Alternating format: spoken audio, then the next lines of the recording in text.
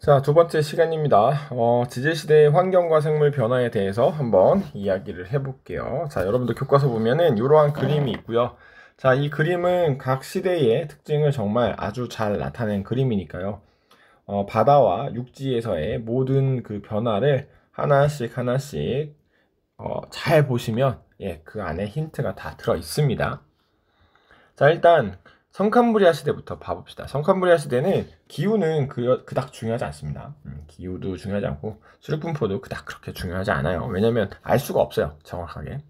하지만 이거는 확실하죠. 초기에 육지에 아무것도 없죠. 그 이유는 오존층이 형성되지 않아서입니다. 그래서 강한 자외선이 오기 때문에 대부분 바다에서 생활했을 것으로 추정을 하고 있습니다. 이 시대에 생물의 개체수가 적었고요.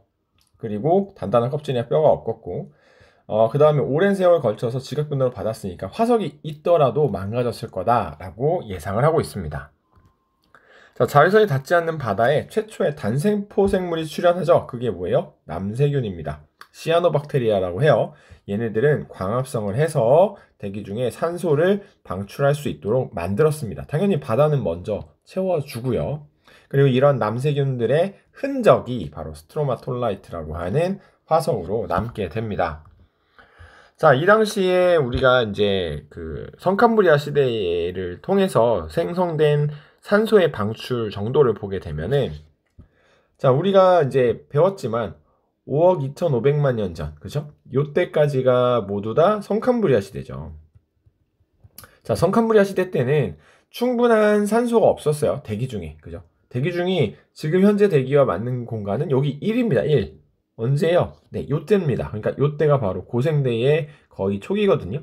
그러니까 고생대에 오존층이 형성될 만큼 산소의 양은 매우 희박했다라는 것을 우리에게 알려주는 그래프가 되겠습니다.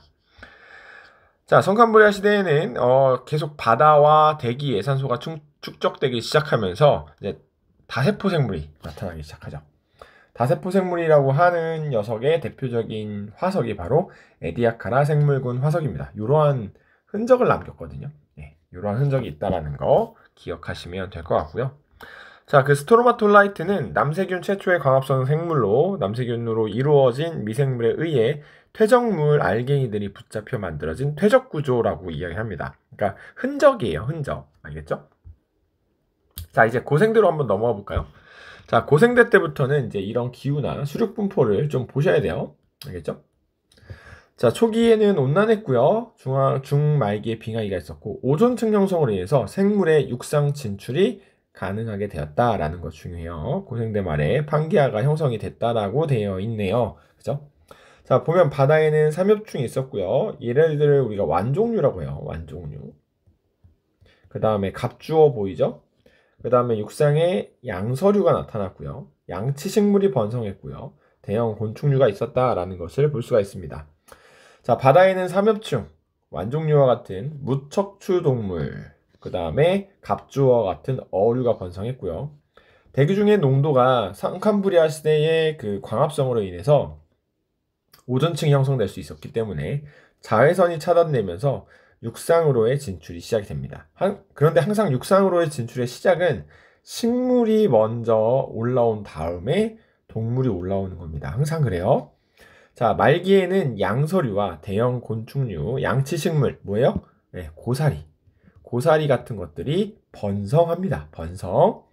그 다음에 거시식물이 출현하기 시작했죠.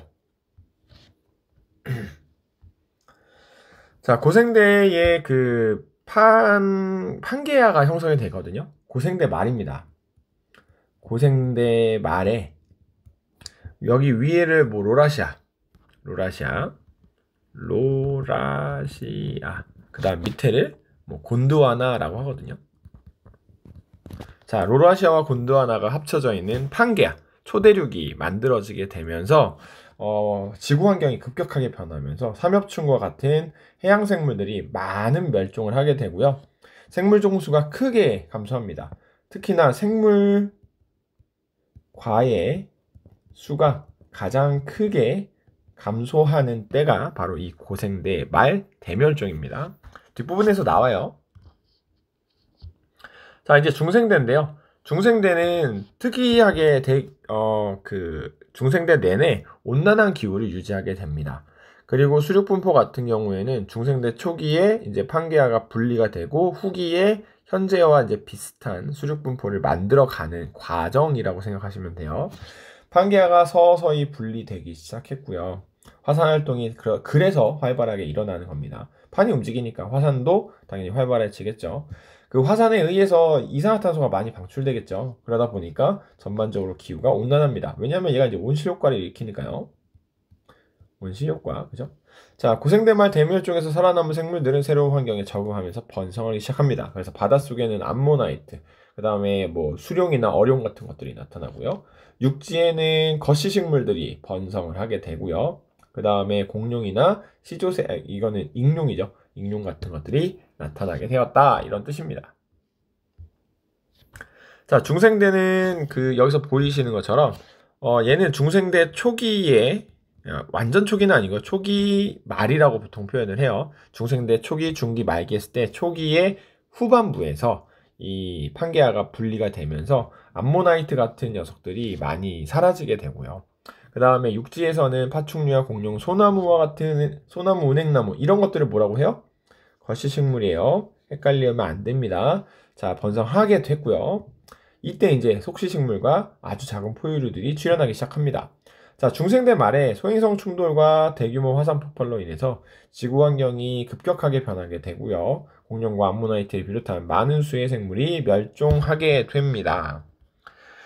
자, 이어서 이제 신생대로 가보면요. 자, 신생대는 뭐 우리가 잘 알다시피 빙하기와 간빙기를 반복을 하게 되고 현재와 가장 비슷한 수륙 분포를 가지게 됩니다. 바닷속에서는 고래와 같은 대형 포유류도 있었고요. 그 다음에 뭐 보면은 속시식물이 번성한다고 하죠. 자, 가장 현재와 비슷한 수륙 분포를 보일 때가 언제냐? 신생대가 당연히 맞겠죠. 그죠? 그 다음에 빙하기와 간빙기가 반복이 되고 있고요. 이때 만들어진 대규모 산맥이 있는데 알프스 산맥과 히말라야 산맥이 있어요. 알프스 산맥 같은 경우에는 유라시아 대륙과 아프리카 대륙의 충돌이고요. 히말라야 산맥은 유라시아 대륙과 인도 대륙의 충돌이다. 이 정도는 구분하실 수 있어야 됩니다. 자, 신생대에 보면은 대형 유공충인 화폐석이 번성했다라고 되어 있고요. 육지에서는 메모드와 말 같은 포유류, 그 다음에 참나무나 단풍나무 같은 속시식물이 번성하게 됩니다. 자, 구분하셔야 돼요. 소나무나 은행나무는 거시식물이었어요. 그리고 인류 조상이 출현하게 되었죠. 자, 온도 변화를 잠깐 볼게요. 온도 변화를 보게 되면은 우리가 이제 고생대에 대멸종이 있고요. 그 다음에 중생대에도 대멸종이 있습니다. 그럴 때마다 약간의 기온 변화가 항상 나타나고 있다라는 것들을 또 볼 수가 있고요. 그리고 이제 성캄브리아 시대보다 중생대에 대부분 이제 온난했다라고 하는 것은 보통 15도 기준입니다. 15도 기준. 15도를 기준으로 해서 그것보다 온도가 높으면 온난하다 이렇게 표현하고요. 신생대 말기에는 빙하기와 간빙기가 반복되고 있다는 것을 이야기를 해주게 됩니다. 자, 이번에는 여기까지 하도록 하겠습니다.